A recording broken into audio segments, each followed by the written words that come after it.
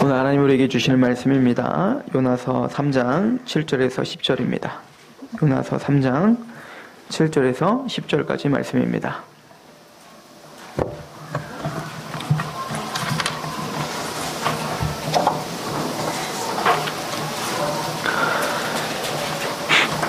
요나서 3장 7절에서 10절까지 말씀, 제가 봉독할 때 하나님의 음성으로 들으시길 소망합니다. 왕과 그의 대신들이 조서를 내려 니느웨에 선포하여 이르되, 사람이나 짐승이나 소떼나 양떼나 아무것도 입에 대지 말지니 곧 먹지도 말 것이요 물도 마시지 말 것이며, 사람이든지 짐승이든지 다 굵은 베옷을 입을 것이요 힘써 하나님께 부르짖을 것이며, 각기 악한 길과 손으로 행한 강포에서 떠날 것이라. 하나님이 뜻을 돌이키시고 그 진노를 그치사 우리가 멸망하지 않게 하시리라. 그렇지 않은 줄을 누가 알겠느냐 한지라. 하나님이 그들이 행한 것 곧 그 악한 길에서 돌이켜 떠난 것을 보시고 하나님이 뜻을 돌이키사 그들에게 내리리라고 말씀하신 재앙을 내리지 아니하시니라. 아멘. 우리 잠시 기도합니다. 자격 없는 우리를 구원하신 하나님, 우리의 목소리를 들으시며 우리의 애통하는 심령과 상한 심령을 받으시는 하나님, 이 시간 우리가 마음과 뜻을 하나님 앞에 낮추고 그렇게 예배자로 나왔사오니 말씀하시옵시고 그 말씀으로 우리를 통치하시옵소서. 특별히 전하는 입술을 겸손케 하시며 듣는 하나님의 백성들의 귀와 마음이 열려 그 말씀이 말씀답게 선포되고 들려질 수 있도록 도와주옵소서. 예수 그리스도의 이름으로 감사하며 기도하옵나이다. 아멘. 오늘은 니느웨가 회개하는 모습을 통해서 회개에 대한 이야기를 하려고 합니다. 신약 성경은 시작과 끝이 회개로 시작하였다가 회개로 끝나는 걸 볼 수가 있습니다. 마태복음 3장 2절에 400년이라고 하는 그 구약이 끝난 말라기 선지자의 그 선포 이후에 400년 동안 하나님은 침묵을 지키시다가 드디어 세례 요한의 입을 여시어 드디어 그 침묵을 깨셨습니다. 그리고 그 침묵을 깨신 첫 번째 외침은 바로 회개하라, 천국이 가까웠다 라고 하는 것입니다. 즉 회개의 외침이었던 거예요. 그리고 성경이 마지막인 계시록에 예수님은 마지막 이 성경을 마무리 지으시면서 교회들에게 또 외치십니다. 계시록 3장 19절에 물은 내가 사랑하는 자를 책망하여 징계하노니 그러므로 내가 열심을 내라 회개하라.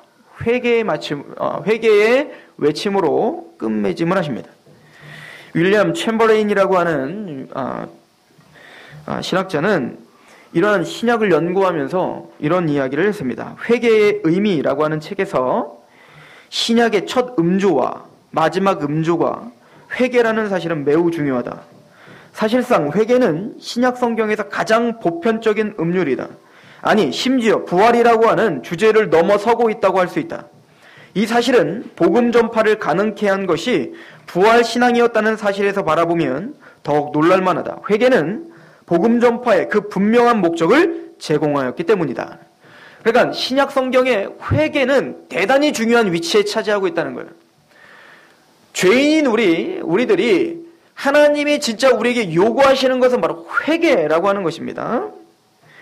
그래서 우리 예수님께서 이 땅에 공생애를 시작하시면서 제일 처음 외쳤던 것도 바로 회개였습니다. 마태복음 4장 17절에 이때부터 예수께서 비로소 전파하여 이르시되 회개하라 천국이 가까웠느니라 하시더라.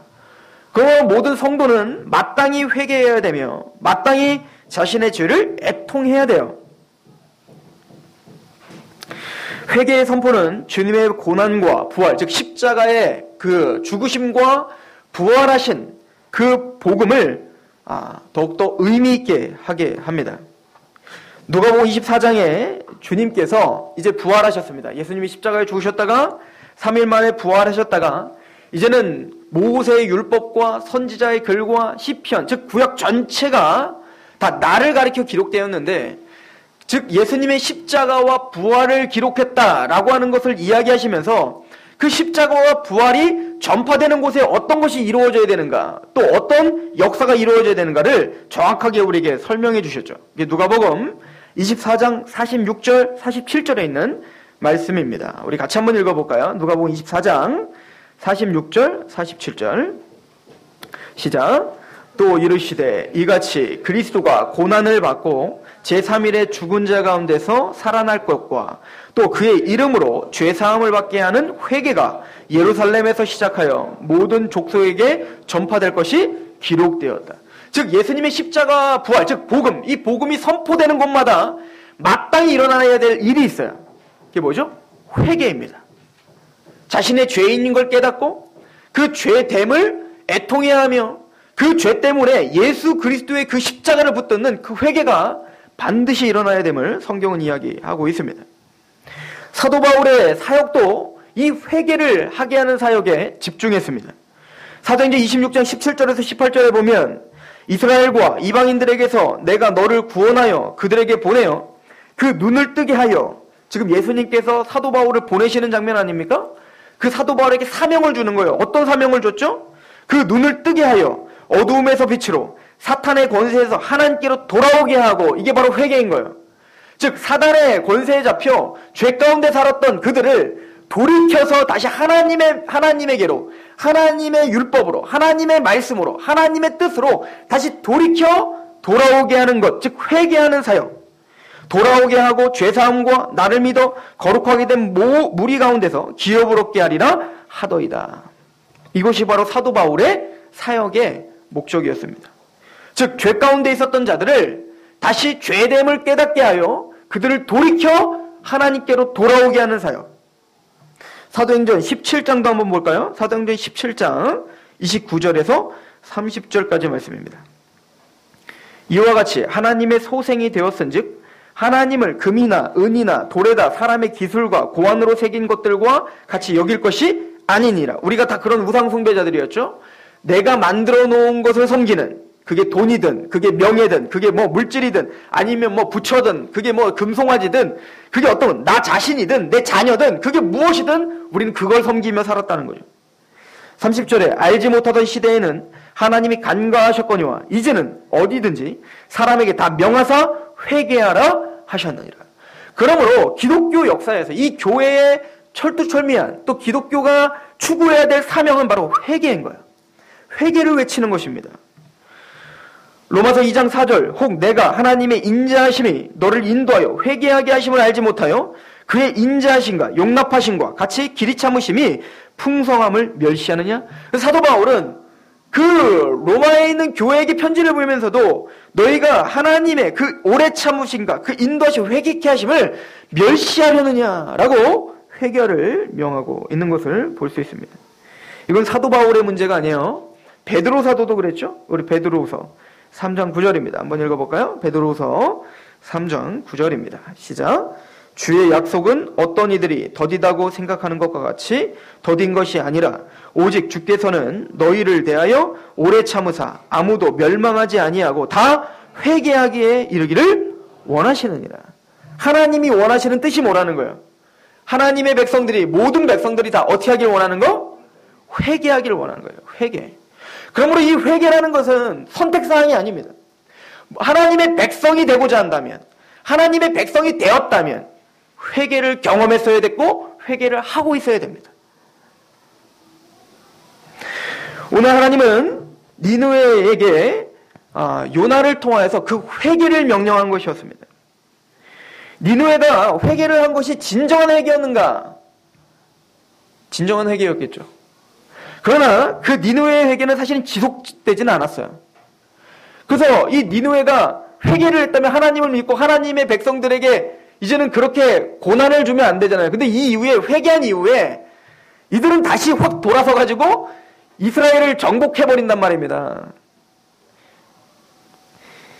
그러나 우리는 이 니느웨의 회개를 통해서 하나님이 우리에게 주시는 중요한 메시지가 있다고 믿습니다. 즉 회개의 원리가 무엇인지를 가르쳐주는 거예요. 그래서 예수님도 이 니느웨의 회개를 통해서, 즉 우리 구원받은 하나님의 백성들의 회개의 모형임을 설명해주고 있죠. 특별히 바리새인과 서기관들이 나는 율법을 지켰네, 나는 이런 걸 했네, 나는 예루살렘 성전을 갖고 있네, 종교적인 행위에 빠져있는 그들을 향해서 아니다, 너희들을, 니느웨 백성들이 너희를 책망할 것이고 너희를 정죄할 거야 라고 이야기했죠. 즉 니느웨가 요나의 그 외침, 회개하라는 외침을 듣고 돌이켰던 그 내용을 통해서 너희들은 율법을 지키고 말씀을 알았고 지식이 있었고 또 종교적인 행위가 있다는 것, 그것 때문에 회개하지 않는 너희의 심령을 책망할 거다. 왜? 요나보다 더 큰 예수가 여기 있다. 요나보다 더 큰 선지자일 뿐만 아니라 그는 말씀이시요 하나님이시요 그 진리이신 예수님이 회개하라 선포하는데 거기에 강팍하게 서 있는 너희들을 니느웨 백성들이 책망할 것이다. 그러면 우리는 니느웨가 참 회개를 했냐 안 했냐를 따지기보다는 그 니느웨의 회개의 모양을 통해서 참된 회개가 무엇인지를 배워야 됩니다. 그리고 우리가 정말 그렇게 회심한 자인가, 그리고 우리가 그렇게 회개를 하고 있는 자인가를 바라보는 시간이어야 됩니다.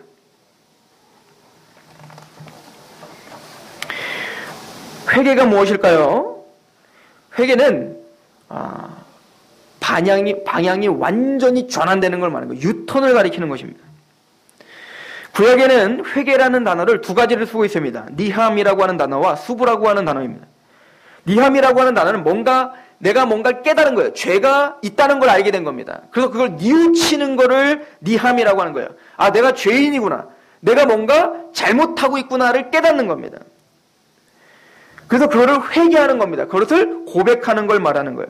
수부라고 하는 단어는 반대로 유턴하여 돌아가다라고 하는 뜻이에요. 그러니까 회개는 내 죄를 깨달아 하나님 앞에 내가 얼마나 큰 죄인인 걸 깨달아 이제는 다시 어디로 돌아가는 걸 말하는 거예요?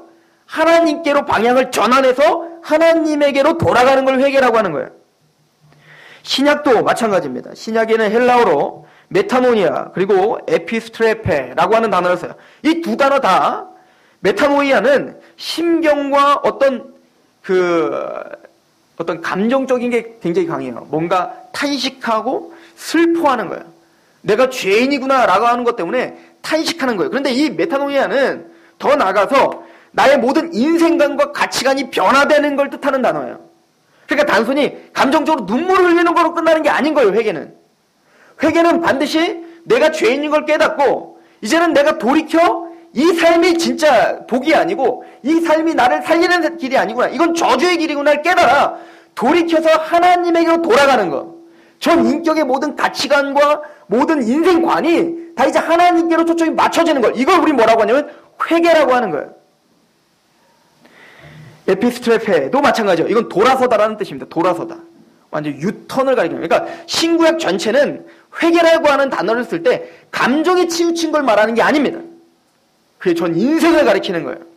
그의 모든 가치관, 모든 감정, 모든 의지가 나의 뜻대로 내 이기적인 마음대로 살았던 그 모든 인생관이 이제는 돌이켜 하나님께로 초점이 맞춰지는 것입니다. 이것이 회개의 의미예요. 이사야서 6장 5절에는 이렇게 설명을 합니다. 그때 내가 말하되 화로다 나여 망하게 되었도다. 나는 입술이 부정한 사람이요 나는 입술이 부정한 백성 중에 거주하며 만군의 여호와이신 왕을 배웠음이로다 하였도다. 이사야가 하나님을 만나자마자 통곡하며 하나님 앞에 말할 수밖에 없었던 게 뭐죠? 화로다 나는 망하게 되었도다. 내가 얼마나 큰 죄인인가, 내가 하나님을 얼마나 대적하며 살았는가. 그 예수님을 십자가에 못 박은 것은 그 바리새인과 군병과 그 제사장들이 아니라 바로 나다라고 하는 걸 깨닫는 거야. 내가 그런 죄인입니다. 내가 그렇게 하나님을 찔렀고 예수 그리스도를 찔렀으며 내가 하나님의 말씀 앞에 반역을 저지른 만물보다 심히 부패한 게 바로 나입니다 라고 고백하는 거예요. 즉 지적으로 깨닫는 겁니다. 지적으로 내가 죄인인 걸 알게 되는 거예요. 그러나 이 회개는 단순히 지적으로만 깨닫는 게 아니라 마음도 반드시 변화가 됩니다. 심적인 변화가 있다는 거예요. 죄에 대한 애통과 슬픔이 동반되는 거예요. 아까 이사야가 했던 것처럼 죄로다 나는 망하게 되었도다. 절망에 빠져버리는 거죠. 그러나 참된 회개란 절망만 빠져서는 안 돼요. 거기에는 기쁨과 하나님의 사랑의 용서의 확신과 이게 같이 갑니다. 이게 어떻게 같이 갑니까? 절망과 어떻게 그게 사랑과 기쁨이 같이 가냐고요. 근데 이게 같이 가요. 자, 예를 들어서 신약 성경에 죄를 깨달은 두 중요한 사람들이 있었어요. 한 사람은 유다였고 한 사람은 베드로였습니다. 유다는 죄를 깨달았어요. 자신이 죄 없는 무죄한 자를 팔았구나 때문에 너무너무 심령이 고통스러웠습니다. 내가 그런 죄인이구나. 내가 예수님은 죄가 없는데 내가 이 은 30을 위해서 내가 예수를 팔았구나 때문에 너무너무 큰 죄책감을 받았습니다. 그죠? 그러나 유다는 그 죄책감을 가지고 하나님께로 돌아가지 않고 그 죄책감을 가지고 자살을 해버렸죠. 가장 비극적인 유다였습니다. 이것은 회개가 아닙니다. 단순히 죄에 대한 통회만 있다면 그건 회개가 아니라는 거예요. 그러나 베드로를 보십시오. 베드로는 예수님을 3번이나 부인했어요. 어떻게 보면 유다보다 좀 더 못했어요. 이 베드로는 막 저주하면서 막 예수님을 부인하잖아요. 3번이나. 어찌 보면 베드로나 유다나 동일한 죄 가운데 있는 사람들입니다. 베드로도 그 3번이나 부인하고 예수님의 눈과 마주치지 않습니까? 그럴 때 하염없이 옵니까? 눈물을 흘리며 찔려 밖으로 도망갑니다. 유다와 같이 그 죄 때문에 내가 예수 그리스도를 부인했구나. 그 예수님을 부인했던 그 죄 때문에 통회하며 애통해하며 마음이 상함이 있었죠. 그러나 베드로의 다름은 예수님께서 찾아가시더라는 거예요. 그리고는 자신의 죄가 있어요. 죄 됨을 알지만 그 예수님이 너는 나를 사랑하냐라는 물음에 예, 나는 당신을 사랑합니다 라고 고백할 수밖에 없는 그 용서와 용납과 그 주님이 나를 받아주고 계시는구나 라고 하는 그 기쁨, 즉 애통과 그 기쁨과 사랑이 공존하는 것, 이게 바로 참된 회개인 거예요. 즉 십자가의 구원, 십자가의 은혜, 십자가의 용서가 빠진 회개는 회개가 아니라 그냥 죄를 뉘우침인 거예요. 거기에는 구원함이 없습니다.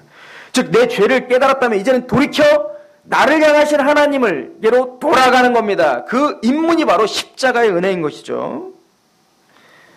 그러나 우리가 바라봐야 되는 것은 회개라는 것은 단순히 감정적인 문제가 아니라는 겁니다.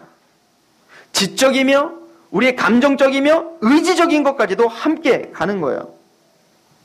마태복음 10장 37절 39절은 아버지나 어머니를 나보다 더 사랑하는 자는 내게 합당하지 아니하고 아들이나 딸을 나보다 더 사랑하는 자도 내게 합당하지 아니하다. 이 의지적인 거죠. 네가 너에게로 진짜 돌아왔다면 의지적으로 하나님을 사랑하고 주님을 사랑하라 라고 이야기를 하죠.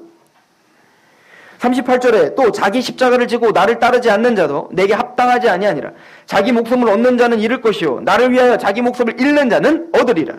마태복음 16장 24절 이에 예수께서 제자들에게 이르시되 누구든지 나를 따라오려거든 자기를 부인하고 자기 십자가를 지고 나를 따를 것이라. 주님께로 돌아간다는 회개는 단순히 감정으로 끝나는 게 아니라 정말 그의 의지가 주님을 따르도록 바뀌는 겁니다.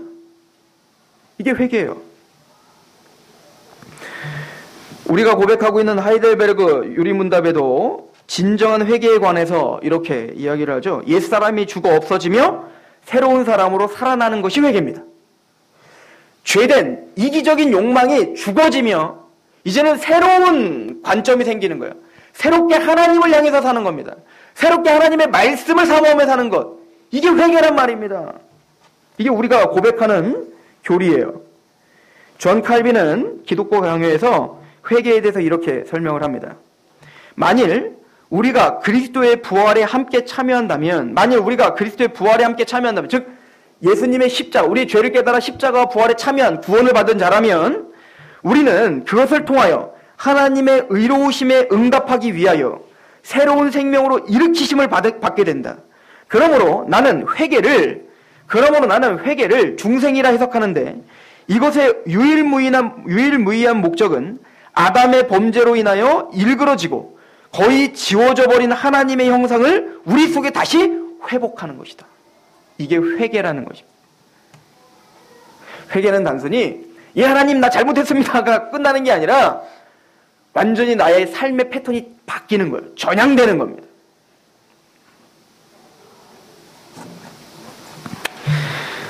후쿠마라고 하는 신학자는 회개에 대해서 중요한 것을 우리에게 지적을 하는데 구원받을 때 일시적으로 받는 회개와 그 이후에 그렇게 진짜 참된 회심이라고 하는 건 참된 회개를 한 자가 반복적으로 인생이 끝날 때까지 하는 회개를 구분해야 된다라고 이야기를 합니다.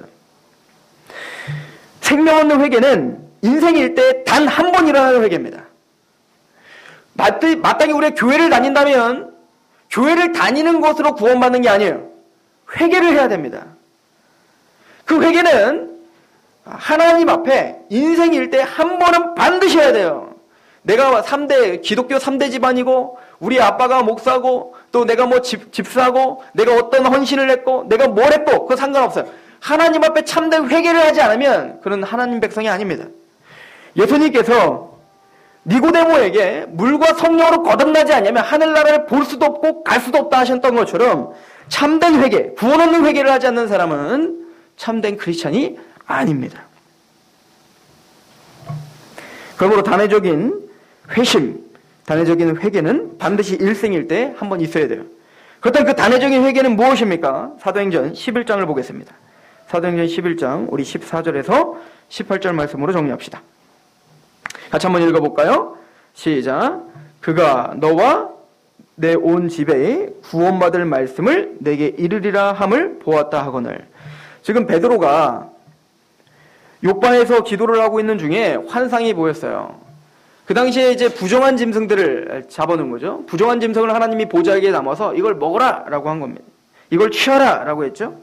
근데 베드로는 부정한 짐승을 어떻게 내가 취합니까? 라고 할 때 주님은 그 부정하다 정하다는 내가 정하였으니 내가 취하라 했으니 이제는 취하라 라고 한 겁니다. 그리고 환상이 깼는데 그 전에 이미 고넬료라고 하는 그 백부장에게 장군이죠. 로마 장군에게 하나님이 환상을 통해서 너는 요바에 가서 베드로를 통해서 구원 얻을 말씀을 들어라 라고 하는 것을 명한 거예요. 그래서 그 사환을 통해서 베드로를 통해서 이제는 그 고넬료 집안, 이방인이죠. 고넬료 집안에게 베드로가 구원 얻을 말씀을 전파하는 중인 겁니다. 그리고 그들에게 진짜 회심이 일어났어요. 회개가 일어났습니다. 그리고 그 이야기를 지금 유대인들에게 설명하고 있는 중입니다.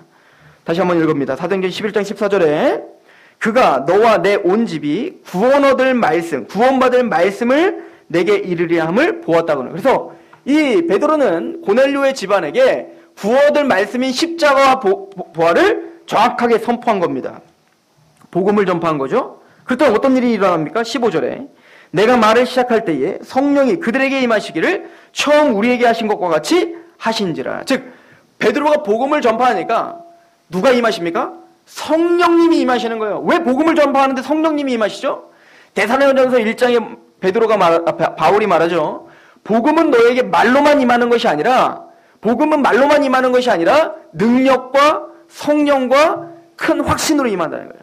그 십자가와 부활, 또 죄됨, 너희가 죄인이다. 하나님을 지금 배격했다. 너희는 죄 가운데 있다. 라고 선포하며 십자가와 부활, 돌이켜 그 십자가와 부활에 용서를 받아라. 라고 선포할 때 거기에 성령님이 임하시더라는 거예요. 성령님이 임하셔서 그들의 마음을 여시고 그들에게 뭐요? 그 말씀을 인쳐주시더라. 라고 하는 거죠. 그 바울이 빌립보라고 하는 도성에 루디아를 만났을 때 그 루디아를 비롯한 그 많은 유대 여인들에게 이 복음을 전파했을 때 하나님께서 주께서 그 루디아의 마음을 여셔 바울의 말을 청종케 하신지라 라고 한 것처럼 그 정확한 복음이 선포됐을 때 성령님이 임재하셔서 그 마음을 여셔 그 말씀을 믿어지게 하시는 역사가 일어났더라는 겁니다. 그럴 때 16절 이렇게 설명을 하죠. 내가 주의 말씀에 요한은 물로 세례를 베풀었으나 너희는 성령으로 세례를 받으려 하신 것이 생각난다. 아, 이게 뭐다? 성령 세례구나 라는 걸 깨달은 거예요.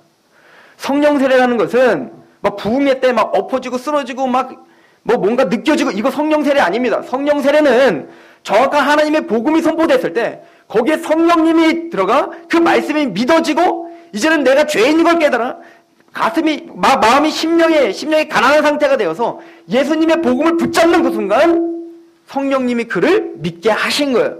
그걸 뭐라고 하죠? 성령 세례라고 하는 것입니다. 여러분들 성령 세례는 물 세례가 성령 세례의 모형이죠. 여러분들 물 세례가 무엇이죠? 우리가 침례를 베풀잖아요.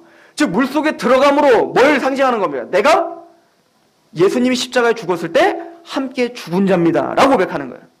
나는 죽었습니다. 죄된 나는 이제는 죽었습니다. 그리고 예수님이 부활하셨을 때 나는 함께 연합되어 같이 새로운 생명으로 거듭났습니다를 표현하는 게 뭐예요?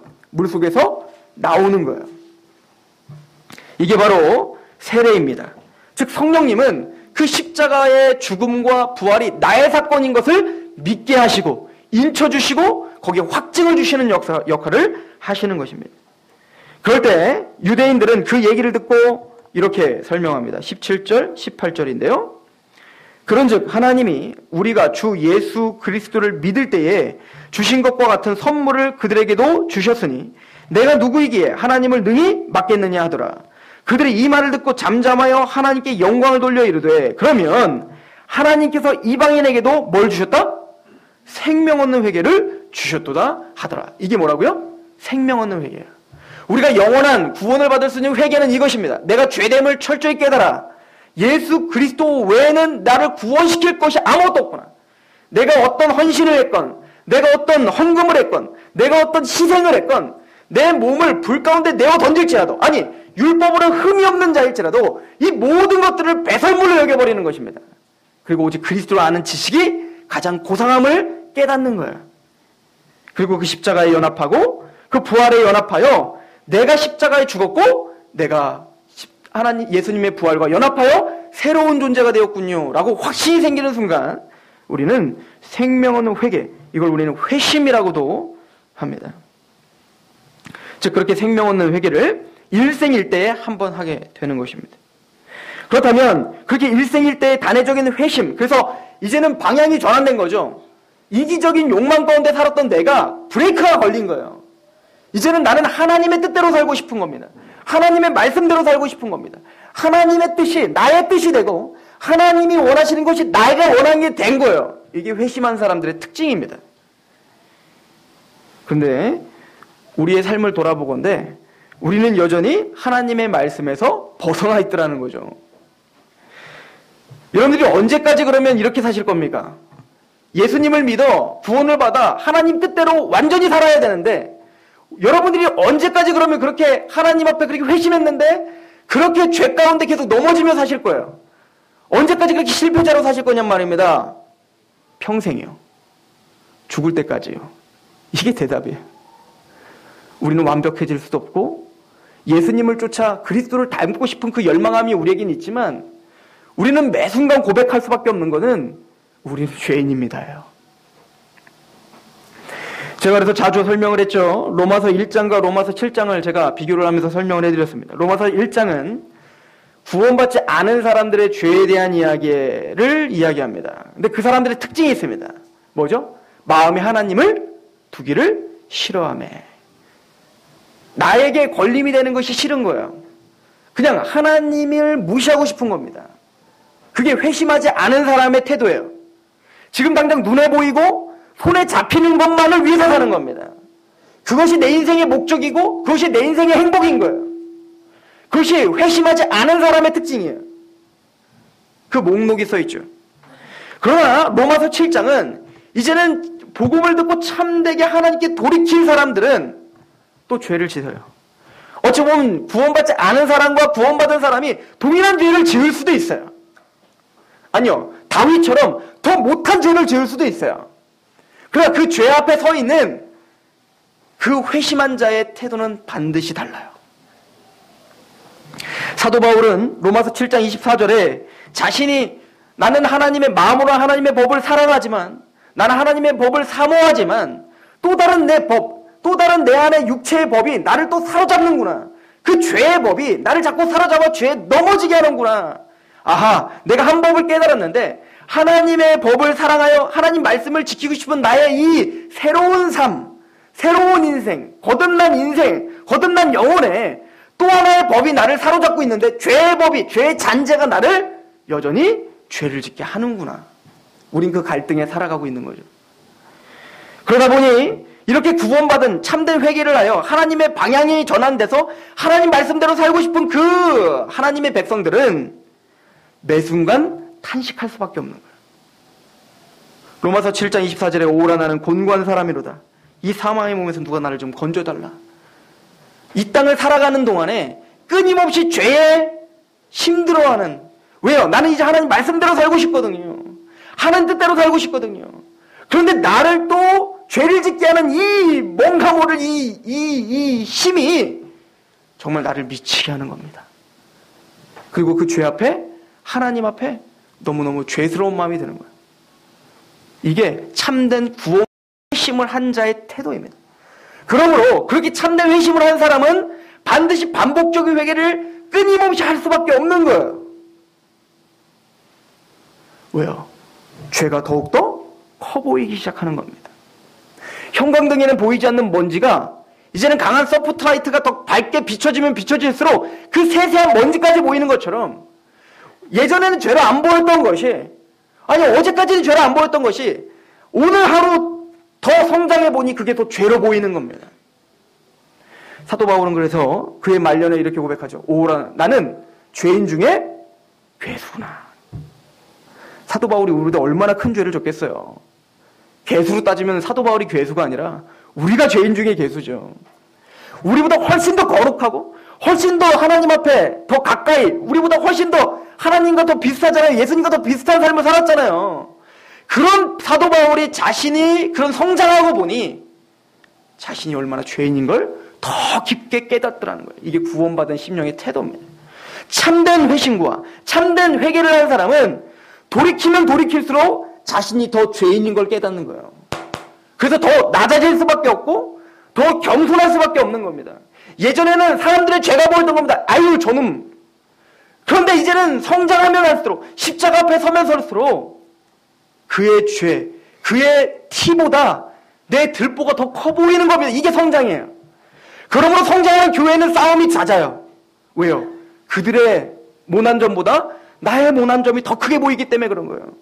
그래서 성경에서 나보다 남을 더 낮게 여겨라 라고 하는 이야기가 뭡니까? 너는 예수 그리스도의 마음을 품어라. 겸손 아닙니까? 하나님의 본체이신 하나님이신 예수님이 자기를 몸을 비워 종의 형체를 띠고 이 땅에 오신 그 겸손, 죽기까지 복종하신 그 겸손, 이거는 명령이 아니라 참된 회개를 한 사람은, 또 그 참된 회개를 끊임없이 해가 성화하고 있는 사람들은 더 겸손해지는 겁니다. 복음적인 교회는 더 겸손해야 됩니다. 복음적인 성도는 더 낮아져야 됩니다. 복음적인 성도는 더 겸허해져야 됩니다. 원래 선무당에 사람 잡는 거예요. 대가는 함부로 떠들지 않습니다. 대가는 묵묵히 자기 일을 하지만 언젠가 그 빛이 바라는 거예요. 존 칼빈은 기독교 강요에서 이 계속적인 회개에 대해서 이렇게 설명을 합니다. 실제로 하나님의 형상의 회복은 한순간이나 하루나 한 해에 일어나지 않는다. 오히려 계속적이고 때로는 느린 행보를 통하여 하나님은 그의 택한 자들 속에 있는 육신의 부패들을 제거하시며 그들로부터 죄책을 깨끗하게 씻으시며 그들을 성전들로 자기들에게 보원시키시고 그들의 모든 마음을 참된 성결로 새롭게 하신다. 그럼으로써 그들은 그들의 평생을 통하여 회개를 실행하고, 이러한 전쟁이, 이 전쟁은 회개를 말하는 거예요. 이러한 전쟁이 오직 임종시에나 끝이 나게 된다는 것을 알게 하시도록 합니다. 그러니까 우린 죽기 직전까지 우리는 뭐 하며 살아야 돼요? 회개할 수밖에 없는 거예요.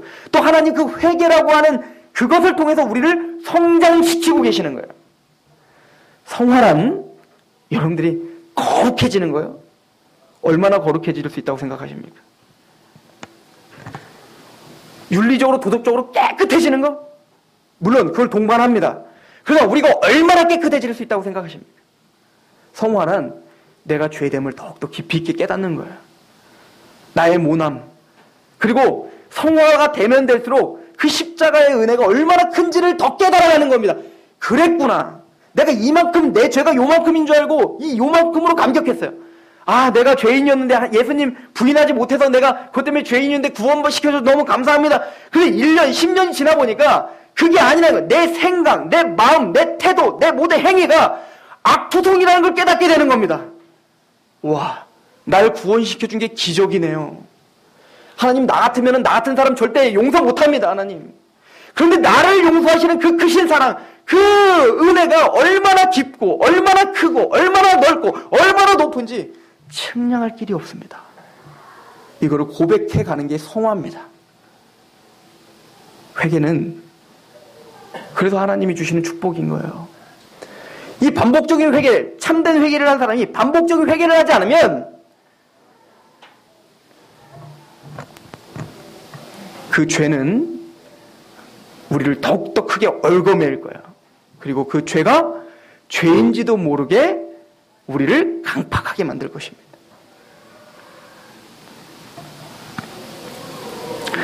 회개는 분명히 우리가 해야 되는 것입니다.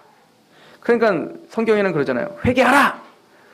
천국이 가까웠다! 회개하라! 라고 자꾸 명령하는 거예요. 우리가 의지적으로 회개해야 되는 겁니다. 그러나 성경은 또한 회개는 우리 의지적으로 하는 건데 결론적으로는 하나님이 하게 하시는 거라는 거예요. 재밌죠? 오늘 본문을 보십시오. 이 니느웨가 회개를 했어요. 그리고 이 회개한 이 본질, 아까도 말했지만 회개를 했다면 그 회개의 본질은 뭐라고요? 돌이키는 거예요. 단순히 감정의 변화가 아니에요. 좀 눈물 흘리는 게 회개가 아닙니다. 나의 인생이 전환되는 거라고 했어요. 자, 그런데 이 니느웨의 모든 지금 회개한 열매가 뭐죠? 한번 오늘 본문을 보십시오. 요나서 4장을 가보십시오. 3장을 보세요. 7절부터 보시면 왕과 그의 대신들이 조소를 내려 니느웨에 선포하여 이르되 사람이 짐승이나 소떼나 양떼나 아무것도 입에 대지 말지니 곧 먹지도 말 것이요 물도 마시지 말 것이며 사람이든지 짐승이든지 다 굵은 베옷을 입을 것이요 힘써 하나님께 부르짖을 것이며 각기 악한 길에서 손으로 행한 강포에서 어떻게 하라? 떠나라. 의지가 있죠. 그러니까 참된 회개란 감정만 잘못했습니다가 아니라 거기서 떠나 하나님의 방향으로 전환하고 있는 거예요. 그런데 이런 회개를 니느웨 왕이 겸손해서 한 게 아니에요. 하나님이 니느웨를 회개케 하신 것입니다. 역사학자들은 이 니느웨, 즉 아시리아의 이 수도잖아요. 그런데 이 아시리아가 당시에는 대단히 큰 곤란 가운데 빠져 있었다고 합니다. BC 한 810년에서 783년까지 왕이었던 아다드 나라리 3세라고 하는 이름이 어렵죠? 아다드 나라리 3세. 이 아다드 나라리 3세가 치세를 하고 있을 때에 내부적으로 외부적으로 엄청난 격분이 있었대요. 그래서 우라르투라고 하는 나라와 아람이 적극적으로 그들을 대항해서 갑자기 막 반란을 일으키기 시작한 겁니다. 막 침투를 하고 막 이 아시리아가 대단히 막 위기에 봉착해 있었던 겁니다. 이때에 이 당시에 이제 이 북이스라엘에는 성경에 기록된 사람은 이제 여로보암 2세 아닙니까? 이 여로보암 2세는 그 틈을 노려가고 어떻게 했죠? 우리 성경에서 이미 요나서 앞쪽에서 가르쳤죠? 그 요나가 이거 선포했잖아요. 니들 땅을 회복하리라. 근데 진짜로 회복했죠. 그래서 그 아시리아의 영토였던 그 다메섹이라고 하는 영토를 빼앗았다고요, 다시. 그러니까 아시리아가 굉장히 지금 위기에 처해 있는 거예요. 게다가 북이스라엘은 여로보암이 그렇게 영토를 회복하고 남유다는 우시아라고 하는 왕이 또 지들 영토를 막 회복하고, 그러니까 힘이 빠질 대로 빠져 있었던 상태였던 거예요. 그러다가 이 요나가 활동했던 그 시대의 니느웨의 왕은 아수르단이라고 하는 뭐 발음을 그렇게 안 해도 되겠네요. 아수르단이라고 하는 3세가 이제 치하를 하고 있을 때였습니다. 성경에는 많은 내용이 담겨 있지는 않지만 그 아시리아의 어떤 그 유물들이 통해서 간접적인 증거들을 이제 역사학자들은 찾았어요. 그래서 아시리아 시조 목록이라는 그 목록을 찾아가지고 한번 그것을 연구해 보니까 또 그것뿐만 아니라 다른 간접적인 어떤 역사적 고증들을 해보니까 그 당시에는 전례 없는 혼란기가 있었음을 기록하고 있었다고 합니다. 아수르와 아라파와 고잔이라고 하는 나라가 또 경쟁국들이 속국들이 전체가 다 막 반란을 일으키고, 그리고 그 아시리아 나라 자체에는 재난과 기근이 막 일어나고, 그래서 어떤 사람은 뭐 일식이 막 있어가지고 막 그때 일식은 막 신의 진노라고 생각할 때였거든요. 게다가 그런 막 전례 없는 혼란기 속에서 아시리아가 믿었던 만신전이 있어요. 그 신을 섬겼던 만신전이 있는데 그게 완전히 부셔져 버린 거예요. 다른 나라들에 의해서 완전히 회파된 겁니다. 그러니까 이 당시에 이 니누의 왕을 비롯하여 그 많은 백성들은 두려움에 사로잡혀 있었던 거예요. 우리가 뭔가 신의 버림을 받았구나라고 하는 두려움에 잡혀 있었던 겁니다. 흉년이 드는 거예요. 인생이 흉년이 드는 거죠. 그럴 때 요나가 와서 니들 하나님이, 여호와 하나님이 니들 회개 안 하면 다 망가뜨려버리고 파괴한다라고 하니까 거기서 뭡니까? 바로 엎어지고 회개하는 역사가 일어난 거예요. 그러니까 그들은 원래 회개할 놈들이 아니야. 근데 하나님이 모든 상황과 모든 것을 합력하셔서 그들에게 회개하게끔 만드신 거예요. 사실은 이 복음을 전해야 될 요나조차도 어떻게 했어요? 안 가려고 했어요. 니느웨에 안 가려고 했다. 그러니까 하나님이 니느웨에 회개케 하려고 어떻게 하는 거예요? 가지 않으려고 하는 요나를 막 뱃속에 집어쳐놨다가 빼내가지고 마침내는 대충이라도 전하게 해서 어떻게 하는 거예요? 회개케 하시더라. 우리는 회개할 수 있는 사람들이 아닙니다. 하나님이 우리를 회개할 수 있도록 우리를 몰아가신 거예요. 그게 율법을 통해서건 환경을 통해서건 무엇이든 사람을 통해서건 하나님은 우리가 복음을 들을 수 있게 하셨고 또 하나님은 우리에게 뭡니까? 회개할 수 있는 모든 여건을 마련해 주신 거예요. 그래서 자발적으로 우리가 회개하는 거 맞아요. 내가 회개하는 거죠. 그러나 그 회개케 하신 것은 누구라는 거예요? 하나님이 하신 거예요. 그래서 회개하고 돌아보니 하나님의 은혜군요를 고백하는 겁니다. 여러분들이 예수님 믿은 걸 한번 뒤돌아보십시오. 여러분들이 선택해서 온 게 아니에요. 하나님의 은혜였던 것입니다. 사도행전 11장 18절에 아까도 읽어봤던 것처럼 그들이 이 말을 듣고 잠잠하여 하나님께 영광을 돌려 이르되 그러면 하나님께서 이방인에게도 생명 없는 회개를 주셨도다. 누가 주셨다고요? 하나님이 주신 거예요. 하나님이 베드로의 마음을 여셔서 사실은 베드로도 요나와 똑같아요. 베드로도 이방인들에겐 복음이 전파되지 않을 거라고 이방인들에겐 절대 복음 안 전할 거야 라고 했던 사람이라고요. 근데 하나님이 베드로 그 가기 싫어하는 베드로에게 환상을 보여주셔서 어떻게 하는 거예요? 그 마음을 부셔주는 거예요. 그 환상이 부셔주셨을 때 고넬료 이방인이 하인을 보내서 그때 딱 때가 맞아진 거죠. 이해 가십니까?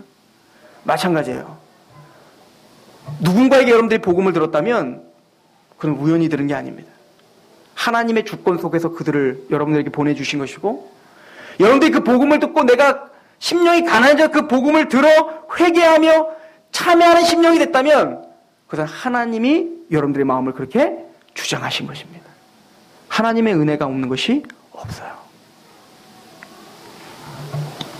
그러나 그래서 우리는 고백하는 겁니다. 구원은 회개가 공로가 아니에요. 여러분들이 회개했기 때문에 구원받는 거 아니에요.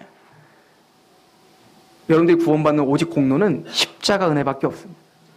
하나님이 여러분들을 부셔주시고 십자가를 알게 하시며 이미 그 모든 완성된 구원을 위해 자기 아들을 희생하신 하나님이 이뤄놓으신 그 공로밖에는 우리를 구원시켜줄 것이 없습니다. 그래서 우리는 회개하는 거예요. 나 같은 죄인을 회개케 하시며 나 같은 죄인을 자녀 삼아 주셨으며 또 오늘도 죄를 졌는데 우리를 또 용납하신 하나님, 예, 제가 주님께 이 죄를 고백하오니 내 죄를 용서하시고 다시 주님 앞으로 돌아올 수 있게 나를 붙잡아 주옵소서. 더 낮아지시고 겸손한 상록교인이 되길 소망합니다. 기도하겠습니다. 하나님 아버지, 예수 그리스도의 복음이 선포되며 그 복음을 깨달을 수 있는 은혜를 주신 것 감사합니다. 가기 싫었던 요나를 하나님이 그의 마음을 부숴서 니느웨까지 데려오셨던 것처럼 또 마음이 강팍하여 절대 하나님 앞에 굴복할 수 없었던 그 나라를 그 왕부터 어린아이까지 마음을 부수어 마침내는 하나님의 심판을 받아들이며 회개했던 것처럼 우리가 그렇게 마음이 부서져 주님 앞에 돌아온 사람들입니다. 주여, 그 은혜의 감격과 그 은혜의 감사를 가지고 예배드리게 하시옵시고 매 순간 하나님을 슬프게 하는 그 죄에서 돌이켜 주님께로 한 발자국 한 발자국 걸어가는 성화가 또 겸손해지고 낮아지는 그러한 성장이 저와 우리 교회와 모든 성도와 그 가정에 넘치도록 도와주옵소서. 예수 그리스도의 이름으로 감사하며 기도하옵나이다. 아멘. 우리 찬양하겠습니다.